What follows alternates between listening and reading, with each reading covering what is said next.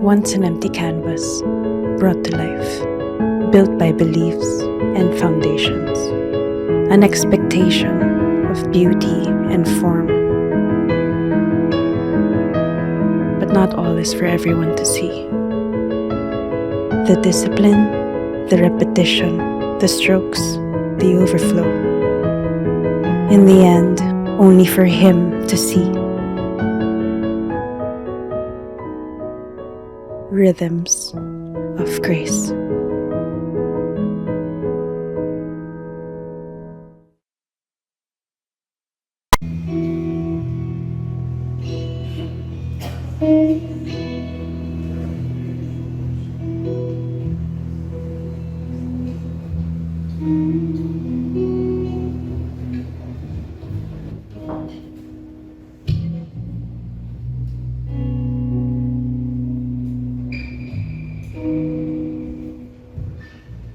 Matthew chapter 6, verse 16 to 18. And when you fast, do not look gloomy like the hypocrites, for they disfigure their faces, that their fasting may be seen by others.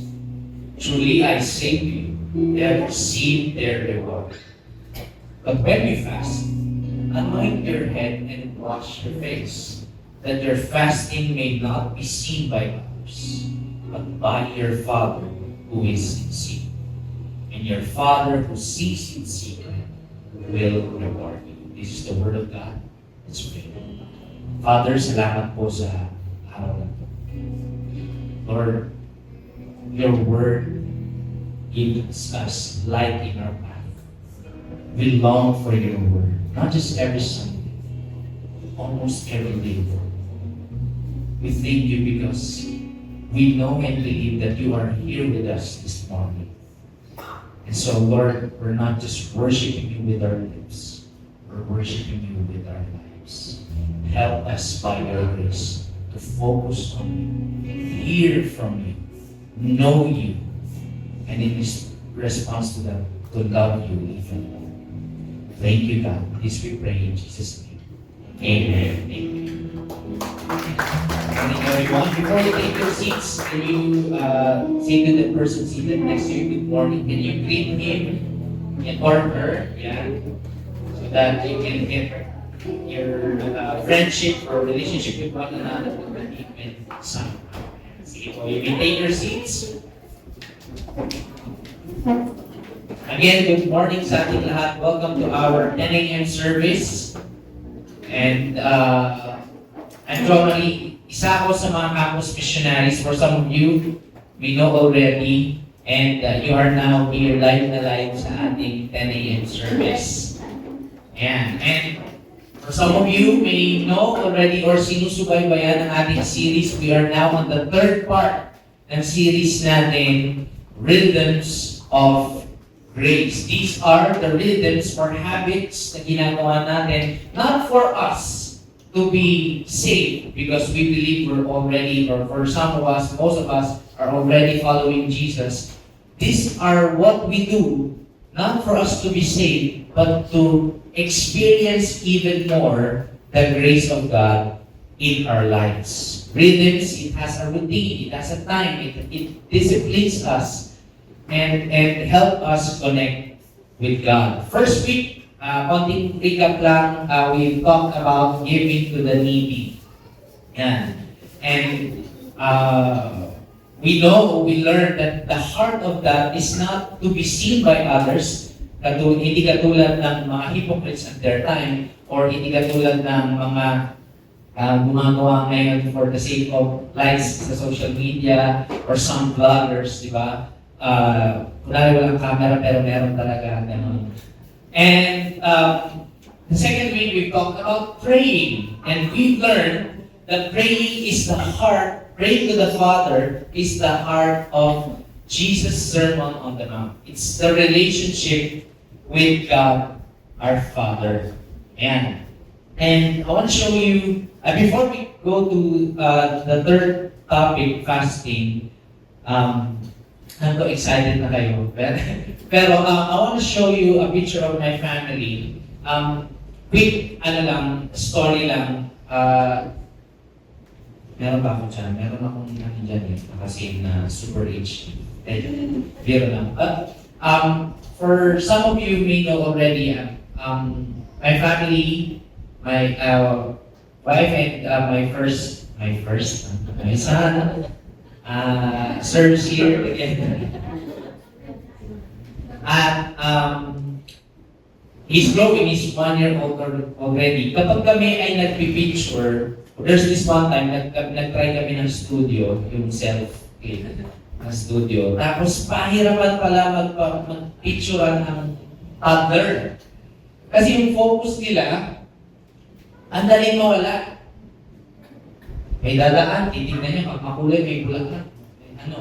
Kaya may laruan doon, o kaya may tumutunog doon, madi-distract siya agad. Kaya, what we do, dahil kailangan namin ng kasama, ay yung mga kasama namin, or friends namin, or even families, pupunta sila sa likod ng camera, tapos, Peter, gano'n, tapos, isang laruan na, hindi pwedeng marami, kasi nga, to lessen the distraction, but also to help Peter mag-focus na tumingin sa camera. Kaya ganyan yun. Kaya ganyan yung niya, parang kakagaling niya lang sa distraction. Biglang, Peter, pinatulog yung laruan, tapos tumingin na agad siya. But as he grows, ngayon, dahil, I think last year pa yan, as he grows, medyo na, nag-i-improve na. Pag tinawag yung pangalan niya, like for example, kahapon, nag-fellowship kami sa bahay, aking sister-in-law, kahapon sabi, Peter, dapat na camera, ang ganun siya agad. Ba't ganun yung lagi yung post niya? So, natutulungan siya sa pagtulong na pag-lessen ng distraction, na-focus siya sa camera, at lessen yung distraction at natutulungan siya mag-focus. Hopefully, sa mga susunod na taon pa, kahit hindi mo na sabihin, biro lang. But more than the focusing on the camera lens, it's actually in the same way with our walk with God. At the first years of our walk with God, talagang gusto natin mag-focus sa Panginoon. But the reality is, marami talagang distraction.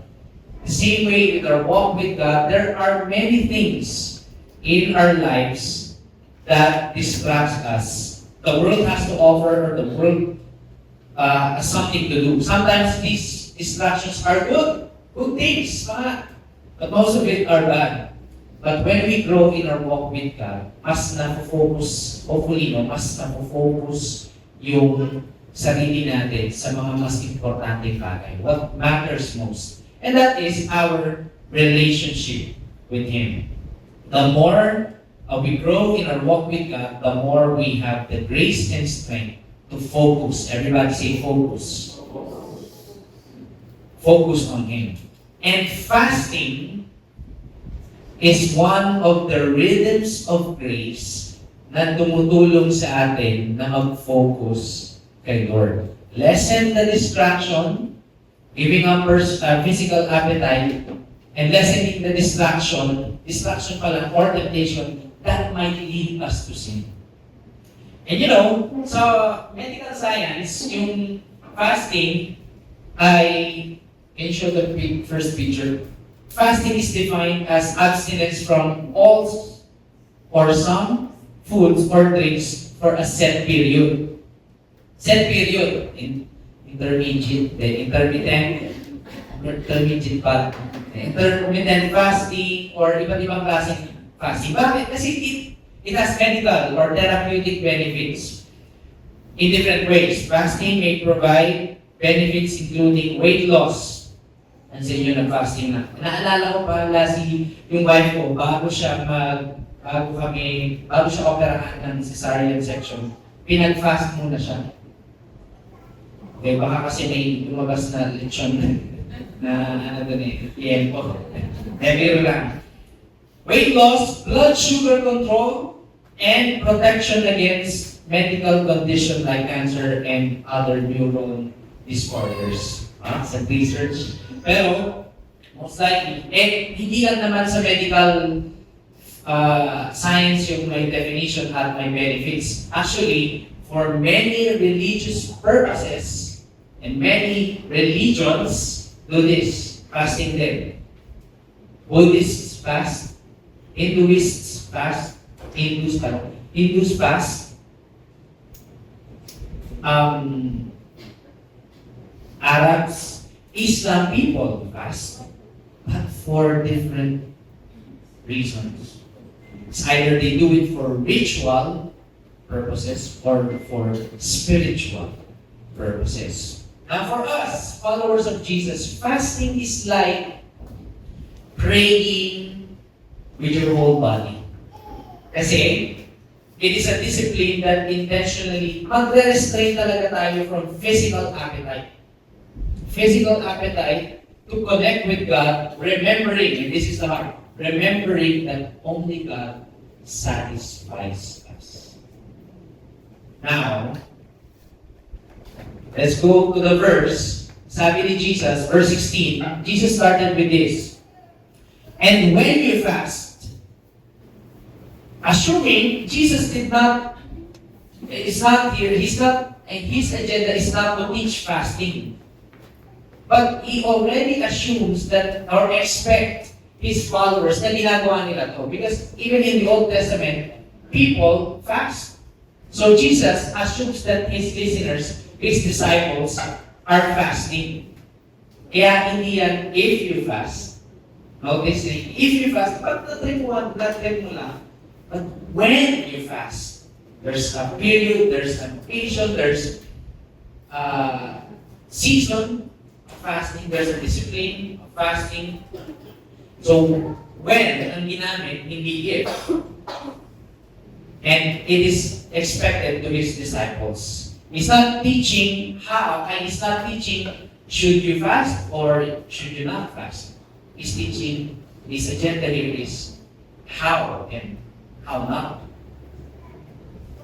Yan lang, ilan sa inyo, Life Church, na-experience nyo naman fast.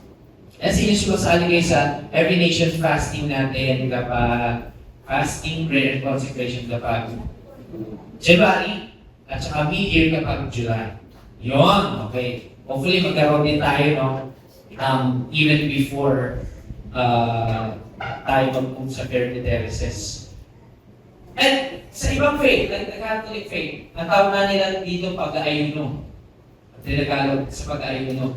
Naalala ko nung bata ko, pag nag-aayuno or yung parang season of Holy Week, ako nando. Maling, gano'n. Mama ko, parang isda lang, hindi ba prito, di ba? Tapos, bakit palabas sa TV? Mahirap mag-fast for some because there are three focus that we tend to do kapag tayo ay nagpa-fast. Number one is the focus on not consuming, also focus on maybe being seen by others, and focus on being seen by God. Doon muna tayo, kadalasan, ito first level. Kaya mahirap mag-fast, and I'm guilty of this, is because sometimes or most of the time, we're focused on not consuming. Let me tell you some questions. Minsan yan, ilang araw? Ilang araw ba? 3 or 5? 40?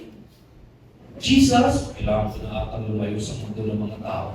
Kasi ko na yung level ko 40. Yung kadalasan, yung focus natin on not consuming. Anong klaseng fast? 1 meal? One meal lang? Gano'n? Or liquid? Coach, paano ba nasasabi na liquid fast? Kasi yung lugaw ba? Liquid ba yun? Well, doon pa yung focus natin ikaw. Huwag ka kumain ng ano? May manok yan eh. So, mas may macaroni. Ano ba yun? May pasta yan eh.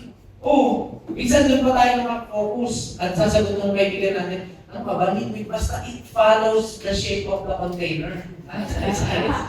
Oh, lugaw follows the shape of the mangkok. Liquid. Iba naman sa atin, water fast. Malalakas. Yung iba, no food at all, like Apostle Paul or some other pastors and preachers in history. So nakafocus tayo on not consuming. Minsan naman, yung Daniel's fast. O yung gulay lang. Let's say yun narinig nyo na yung Nebuchadnezzar fast. All meat. Fast ba yun? Parang flavor ng pizza yun ng pizza. But, yung iba naman, hindi naman consuming ng food. Meron naman social media, or yun nga, TV, or what you consume, kung ano yung pinapapasok mo, whether it's in physical or mental, or even emotional. Kaya mahirap, kasi kadalasan, and sabi ko, I'm guilty of this, nakatuon tayo, nakalagay yung attention natin sa non-consuming. Ano mas ba matatapos yung fast? Pag 12 pwede magbukas ng break.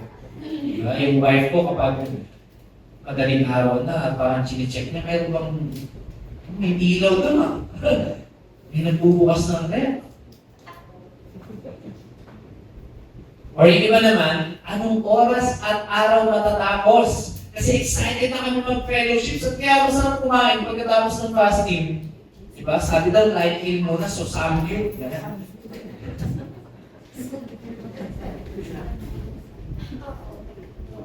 Kaya kadalasan nahihirapan tayo mag-fast because we're focused on not consuming. Pero hindi pa yun yung bilin ni Jesus. Kasi sabi niya sa verse 16, when you fast, do not look gloomy like the hypocrites, for they disfigure their faces, that their fasting may be seen by others. Dito na, tinuro ni Jesus, if fasting is connected with God, He has to teach the right way, the proper way, that would include physical tips or instructions and warnings not to endanger our souls. So let's see. First, Jesus said, whenever you fast, or when you fast, do not look gloomy. Di ba ang gloomy weather, yung parang ulan? Tama ba? Hypocrites, sabi natin for the past few weeks, hypocrites are the people na meron silang iba sa kaibuturan ng kanilang puso, pero iba yung ina-act naman nila on the outside because they want to be seen by others. That's what hypocrites are. They want to be seen by others. They give to the needy to be seen by others. They pray in public to be seen by others. They fast to be seen by others. So these hypocrites, these people are the people who do their religious acts at accomplishments pa pag biglang success. Yung step by step nila na and that spiritual success to be seen by others. Pero look at this. I want you to focus your attention on this. Jesus said they are hypocrites. Paano naging hypocrite yung gusto nilang mag-fast at pinapakita nila na nagpa-fast sila? Di ba it's the same thing? Nagpa-fast sila at pinapahalatan nila na sila ay nagpa-fast. Di ba ang hypocrite, by definition, iba yung nasa loobin nila, tapos iba din yung pinapakita nila. Why these people, why did Jesus call them hypocrites if they're really fasting and they're making it obvious that they're fasting?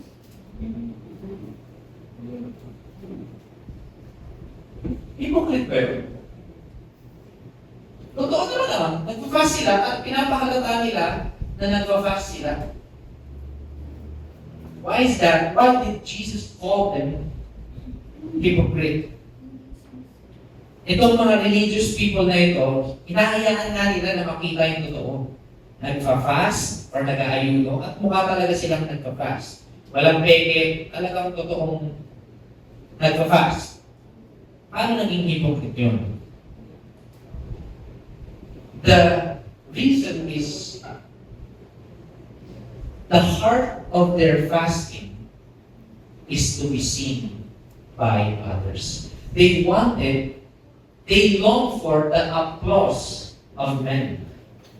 Kasi nga naman, pag fasting, meron kang suffering. And suffering, kapag nagsasuffer ka, pag nakita ng iba, grabe, kawawa naman siya. Pwede siyang tulungan. O kapag iba yung perspective ng, grabe, nagsasuffer siya, lakas-lakas na niya spiritually. I remember a time nung meron akong friend at is part of our church in our campus ministry way back. Sabi niya sa pag nag-gym ka, huwag mo ipakita, huwag mo ipaalam. Kaya walang post-post, walang mapapansin na lang nila na it's the same heart. Na huwag mo ipakita kasi mapapansin na lang nila na ito lang kinakain mo. Tapos iniwalay mo pa yung yelo. Kaya mo sila na makapansin. To be seen by others. Why did Jesus call them hypocrite? Because their heart, the heart of fasting is really hunger for God, not for the applause of men. Kung hindi sila hypocrite, at kung magpapakatotoo lang sila, they could fast like this. Fasting purpose to be seen by others. Against ba natin? Kung mag-fasting sila, lalakad sila sa public, makikita, meron silang tag na my real purpose of fasting is to be seen by others. Yun! Doon sila talaga nagpapakatotoo. But Jesus calls them hypocrites because they seem to be seeking God through fasting, but they're really not. That's why Jesus called them hypocrites, disfiguring their face. Anong disfigure? Wacky face, gano'n. Diba? Mukhang kawawa, mukhang nagsasuffer para tulungan or para hangaan. Para grabe, naka-colmate siya. Colmate siya. Naka-one meal siya. Talagang siguro nakirinig na talaga sila. Right here. And kadalasan, meron din, hindi lang yung mga hypocrite in at the time of Jesus, meron din yung heart whenever modern day Christians fast or do their righteous acts. Now, sabi ni Jesus, kapag ginawa daw natin yun, o dahil ginawa nila yun, truly I say to you, they have received their reward. The applause of men, the clap, the galing, grabe ang lalim mo na, ang lakas mo spiritual, yun na daw yung reward. Now, question, is Jesus against public fasting? Ayaw ba ni Lord yun? Na nagpa-fast? Paano yun sa church? Diba? Day 1, hanggang pa tayo. Picture na tayo! Day 4, lapit na. Isa yung exhorter. Good morning, good evening, everyone. Buhay pa ba? Ganun ba yung diba? Ano ba yun? Ayaw ba ni Jesus ng public fast? Definitely not. First is because the Bible records many instances where there is public fasting, both from the Old and the New Testament. For example, every year sa tradition, every year, in a day of atonement, the Israelites humbled themselves before God and fast to celebrate God's forgiveness to their moral failure. 1 Samuel 7, God's people repent naman and fasted to receive and wait for God's forgiveness then. And Also in 2 Samuel chapter 1, Israel creed sa isang kamatayan ng dati nilang hari, si King Saul and ni Jonathan. Sa Acts, Apostle Paul and Barnabas, galing sila sa isang mission, pag-uwi, nagpakas yung mga tao. Naka-receive ngayon sila ng revelation and direction kay God to go to another missionary journey. So fasting is connecting with God to hear from God and surrendering our will, not just an outside appearance, our bodies, our whole bodies, to God. Now, question. Coach, for example, nagfa-fast. Tapos sa office, tinanong ka, ano kumakain? Parang pera. Parang nangyari na kasi sa akin yun eh. Iba kasi yung you are fasting and somebody sees you. Iba naman yung you're fasting to be seen. Can you get the difference? To be seen fasting, nakita ka na nagpa-fast, nalaman nila. Alam mo, sinungaling ka. Hindi kasi hindi ka ako kumakain kasi allergic ako sa ulam ngayon eh. Iba yung heart ng nakita ka nagpa-fast, nalaman na nagpa-fast ka, at intentionally kang nagpa-fast para malaman at makita ng iba. When you are fasting and somebody knew it, that doesn't nullify the power of fasting. Wala magkakuntik lang, nagkatalo na ako kasi makakala yung power. Power. Being seen fasting is different from fasting to be seen.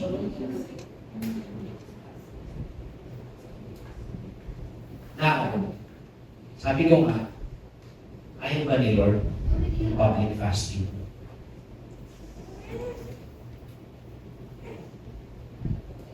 Our every nation, family, globally, we do this to seek God. Beginning of the year and mid-year. Sa July, pero ba dito sa Sali, sa July? But we have to really get the heart of it. Now, let's go to verse 17. Ito na. Tinuro na ni Jesus kung paano. But when you fast, because He's not against public fasting, He's really after the motivation. Say motivation. Why do you fast? Sa Tagalog, ba't ang bilis mo? Diba? Kumain. Why do you fast? Why do we fast? Sabi ni Jesus, but when you fast, anoint your head and wash your face. In other translations or commentaries, mag-freshen up ka. Freshen up.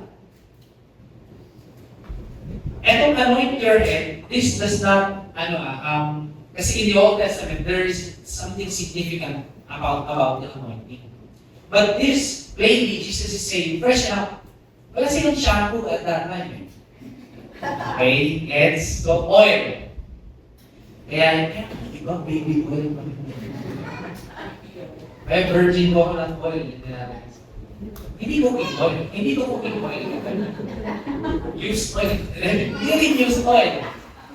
But this fragrance or fragrant para mabango ka at fresh ka and wash your face. Paghilamos.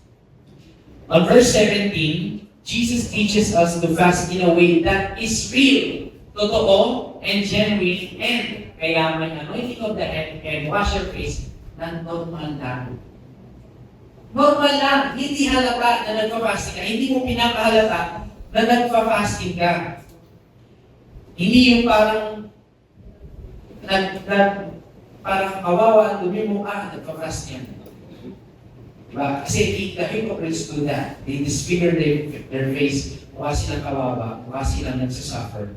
But they're really a heart for a plot of men.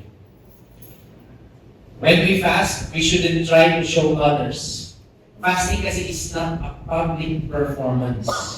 Instead, we should try to keep it on our own. On our own. And the next level mo pa na not just paying attention, not just seeking the approval of others, we should look normal. So you're doing fasting on your own, and you should be looking like normal. Normal lang. Third day na ng fasting. Bakit ano ba may mistake tendency third day na ng fasting? 2 days na. Nakapausa na. Ikaw, ano fast mo? Ano ko, naka-1 ako. Ako water. Water pa. Ano ba ito? Parang kasama ng spirituality. That is what Jesus is trying to hit to the wrong heart of fasting. Jesus says our goal is to be seen by God, not by people. He's testing us if our righteous acts is to impress others o to impress God. Bakit? And this encapsulates our whole series. Kasi madali lang gumawa ng good things and religious acts in front of many. Amen? Eh, grabe, lagi siya nasa service. Akin na lagi. Sabi ko, pumunta ko. Nakompleto niya. 52 weeks. Grabe, ang lakas na spiritually. Close yan sila ni God. Parang tumagos na yan next year. Grabe siya mag-serve. Nakikita ng maraming tao.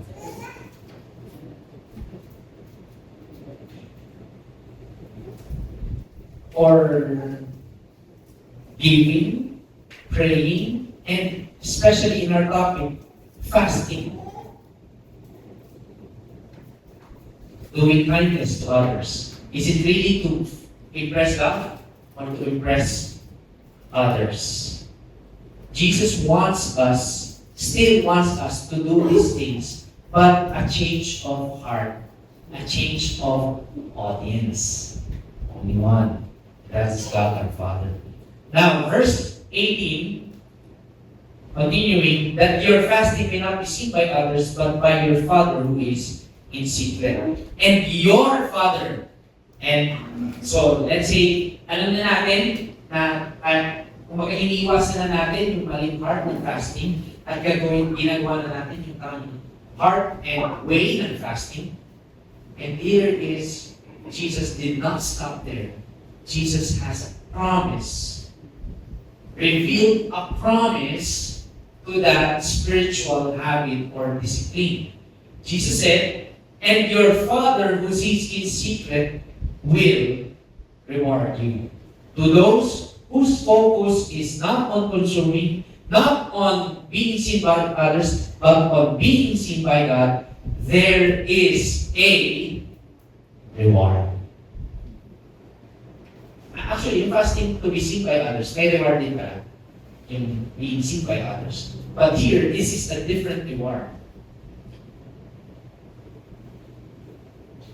The question is, and here, let me have a real talk with all of us right now, right at this moment. Do we expect pa ba a reward from God? Or will we just do the fasting and sali ako dyan, 3 days, 5 days, okay lang, para makasali sa buong church. Okay ako din para therapeutic and health benefits.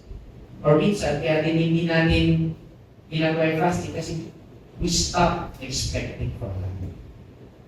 We still expect a reward from God. Kung siya yun, parang hindi lang kayo, it's fine. But Jesus said, and He promised that every time we seek God, connect with God, pray to God, combo ng fasting. We seek God with all our heart, with the right intention, with the right motivation. There is a reward. The question for us like Nova, do we expect God? from God. Or we do it on our own. Siya magpipray ako, pero ako na lang din gagawa. Siguro yung pray ko para marinig na iba na pinagpipray ko ito. Pero when I'm alone and I'm depressed, I don't ask God na.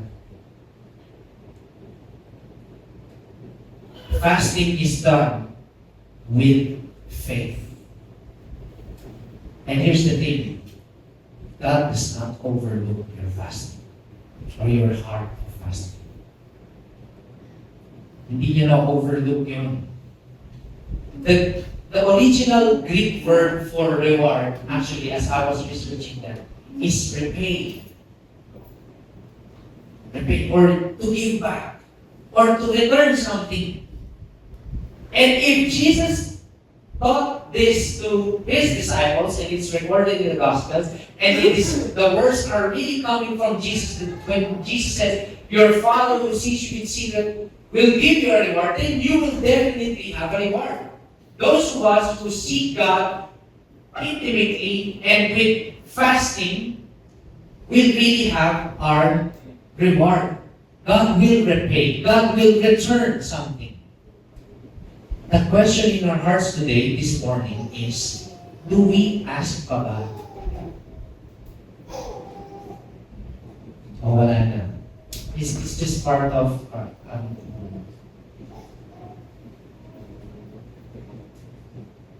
there's one time, si Peter, yung anak ko, marami siyang laruan. Thank you, Lord, sa bless you. But those are, insa. Pag nagdaan kami sa labas, may kasi siya sa bola. Kita yung mga bata. Kakagaling lang sa basketball, tapos pawis kayo. Tapos laking bola din. Kwentuhan sila kung sino sa magaling. Kung sukol pa mga kita kanina sa Philippines, ball. Gagaling siya. Baka tayo bumila ko itlog, sabi na ball. Yung undistinguished. Pero gusto niya ng bola. So, sabi ng wife ko, we decided na bilhan siya ng bola. Nang binigay namin yung bola sa kanya, yung joy niya, yung ngiti niya, alam mo din na mababalik sa agaw mag-office. Pero yung joy niya, talagang tuwa siya. And I'm not sure if sa lahat ng parents dito, iba kapag yung anak mo tumawag sa sumayan. Nakakita mo yung, siguro masaya siya, pero mas masaya ako baka gano'n. You know, it's the same heart when the Father gives back or repay or reward those who seek Him intimately. Who has a longing, and God rewards them. So we ask pa rin kay God. Because sabi sa Luke chapter 12 verse 32, it is, they have that, for fear not little flock, for it is your Father's good pleasure. Imperfect father ako, pero I have also a good pleasure when I give the ball to my kid, to my son. Ano ba yung perfect father in heaven natin? It is His good pleasure to give us the kingdom of God. Now, another question, follow-up question. Ano ba yung reward? Ano ba yung reward? When we fast, we may be asking God for specific things. And it's also important na ma-check natin yung ating motivation. But are we asking the right things? Para yung return or repay or reward, yun din yung ina-expect natin. Makikita natin, ano ba yung reward na sinasabi? Let's go back to the second week where Jesus prayed. Where Jesus' prayer pattern has three requests. Let your hallowed be your name, or let your name be holy. Let your kingdom come. Let your will be done. If what you're asking and fasting for is for God's will to happen in your life, then definitely not do. But if it's something that will not help you or will harm you, you will not give it. The same will be with the Father's heart. Kapag yung anak mo si Peter humingi ng baka na may kalawang, yung kalawang na lang nagpapakapit sa bakal-bakal na, hindi ko talaga ibigay. It's not my will for my son.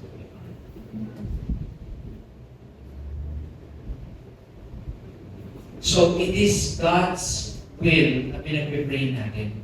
It is God's will and His kingdom come, His will to be done in our lives that we are longing for. Do we still expect God to save our families? Yes. Follow-up question. Is that the will of God? Yes. So we fast and pray. Gusto ba natin na umunlad yung mga pamilya natin financially, holistically? Yan, pray ba natin yun? Are we longing for that? Yes or no? Yes. Question, will that glorify God? Will that advance His kingdom pag yung mga businesses ng mga church members natin lumalago at maraming natutulungan at maraming mga estudyante siguro maglalago sa kainan mo? Will that glorify and advance the kingdom of God? Yes or no? Yes. So if it is His will, then He will reward. Do we want our students to be discipled in our campus ministry so that we can really change the world? Will that glorify the name of God? Will that advance His kingdom? Is it His will? Sa mga singles, does God want you to be married? Will that advance His kingdom? Will that glorify His name? Or will serve your purpose again? Ba't kayo, coach? Nakakailang fast na ako, taon-taon na. Now, may mga purposes din naman si God. Maybe ang sagot niya ay yes, maybe ang sagot niya ay no, or not that person, or not yet. But the question is, will niya ba yun para sa'yo? Will it glorify His name? Will that make His name holy? And will that advance His kingdom? Last question. Hindi pala last question. Do we want the leaders of our nation to know Christ? Yes. Is that God's will? Does God want that for our nation? Will that advance His kingdom on earth? Imagine Filipinos raising their hand to Jesus, surrendering their hearts to Jesus, and even those who are leading our nation. I think that's God's will for this nation to be really a Christian nation, not just by name, not just by tradition, not just by history, but really by faith. Lastly, as part of what we're praying, do we want new people groups to be reached out when we move our services to Fairview Terraces? Yes. Is that God's will? Yes. Do you think it will advance His kingdom? Yes. Then we fast and pray for it. So let me share this one point for everyone. Fasting is a posture of surrender. To connect with God, to be seen by God, and to be rewarded by God on the deepest longings of our hearts. For many years, ewan ko kay Lord, akala ko alam ko na yung fasting. But the heart of it goes deeper to the discipline, goes deeper to the applaud of men, goes even deeper to the fellowship with other Christians, but really to seek God, to connect with God, and to be rewarded by God according to His will and purpose. That is what Jesus is calling us to do. Fasting in a way that is genuine, focused on God, and expectant. Say expectant. Expect But not for our own selfish gain and selfish purposes, but for His glory. For His name to be praised. For the sake of our own soul, grabe tayong parang ilang birds in one stone to. Tama na yung heart mo kay God, na-reward ka pa for our own soul, for the right obedience, na obey pa natin yung tinuturo ni Jesus, and for the kingdom of God. And as we do this, hopefully in our own personal choice, then when we will fast, or in our congregational time of fasting, or annual meeting, or kapag meron tayong move or mission na gagawin, we will fast and pray. And we will fast with the right heart. And expect that God will give His favor to us. Let's all stand together. As we close this message, I want us to remember why we can fast and why we do fasting. And what gave us the connection or the access na pwede na tayong dumiretso pumunta kay God. And that is our Lord Jesus. He taught this. He demonstrated this. And just like fasting, He surrendered also Himself. For many people to go directly and right with God. Today we're going to have a communion remembering the sacrifice of our Lord Jesus. God's favor is upon us. Not just when we fast, but all the more when we fast. But God's favor is already in us because of the sacrifice of our Lord. So today, we will remember Him.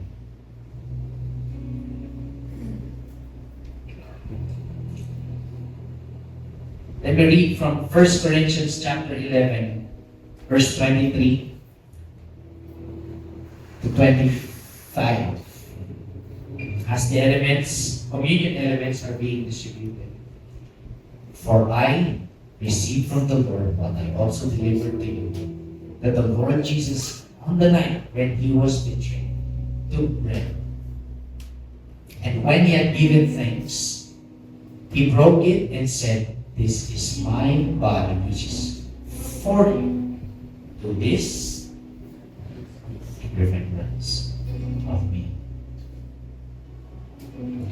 In the same way also, He took the cup after supper, saying, "This cup is the new covenant in my blood. Do this as often as you drink it in remembrance of me." Before we take the communion, I love Jesus because when fasting, we connect with God. Also in eating and drinking, we connect with God. The focus is not on what we do, whether we eat or we don't eat. The focus is He is available to us. His grace is available to us. Let's lift up the bread. We're gonna pray. Lord Jesus, we thank you for your sacrifice on the cross. Maraming salamat po because you really love your people. Thank you because by your sacrifice, we can come directly to the Father. Our sins are forgiven. Our wounds, spiritual wounds, physical wounds, emotional, mental wounds are healed. Because you said in your word, by your stripes we are healed. So today, we claim healing on all aspects of our lives, knowing that by faith, your sacrifice is enough. Thank you, Lord. This we pray in the mighty name of Jesus. Amen. Life Noah, the body of Christ, broken for us. Thanks be to God. Thank you. It's all burning. Tapos din natin ang cup or the wine. The wine symbolizes the precious blood of Jesus. The Bible says, when there is no shedding of the blood, there's no forgiveness of sin. But because Jesus' blood was not just shed, but poured out on the cross, everyone who put his faith on him, believes him with all his heart, are forgiven. Our sins are forgiven. And there is again a reward of an eternal life with him. Let's pray. Lord Jesus, we thank you for the blood of yours that was shed on the cross. Salamat po. Oh Lord, how you really loved us. That you gave your life for us. Sino ba kami? Para pag-alahin mo ng buhay. Ganun na lang ang pagmamahal ko sa amin. Sa sanbayanan, sa sanlibutan. That you gave your life for us all. But also, you're that strong. Because on the third day, you rose again. You're that powerful, Lord God. Ending sin and death. And that's where we put our hope. Our sins are forgiven. Our eternal life is secure. Thank you, Jesus. In Jesus' name, amen. Life Nova, the blood of Jesus shed for us. Thanks be to God. Thank you. So party.